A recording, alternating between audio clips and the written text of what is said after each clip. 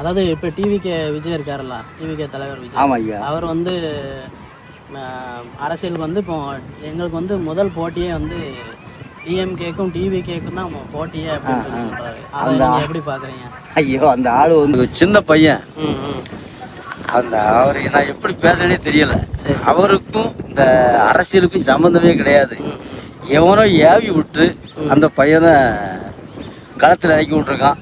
ஆனா அது டிவிக்கே வந்து விஜய் வந்து ஒரு மோசமான அவன் கேரக்டர். சரி சரி. அவன் வந்து தமிழ்நாட்டுக்கு வந்தாலே பிஜேபி வந்து ஏவி விட்டுன்னு நினைக்கிறேன்.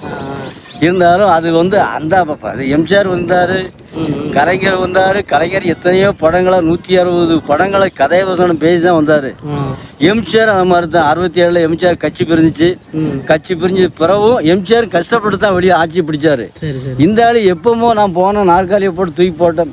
இவன் கூட வந்து இதுக்கு முன்னால சீனியர் வந்து ரஜினிகாந்த் இருக்காரு, கமலஹாசன், அடுத்தவர் இன்னும் நிறைய இப்ப நடிகர் 4 பேர் இருக்காங்க. அவரை விட இந்த ஆள்லாம் ஒரு பெரிய ஆள். அது சும்மா ஏதோ கொதிச்சுட்டாலே தான் ஃபீஸ் ஆகிப்போம். அது அந்த ஆளை பத்தி கேட்காங்க தம்பி. கேட்டாலே அசிங்கமா இருக்கு. அவன்லாம் ஒரு ஆளுன்னு சொல்லி தமிழ்நாட்டுல மதிக்கவும் செய்யல. பையங்க அவன், அதாவது இப்ப என் பையன் பேர பிள்ளைகள் இருக்காங்கல்ல, அவனை கூட்டாளி அவரை படத்தை பார்த்துட்டு அவங்க ஓடுவான் பின்னால.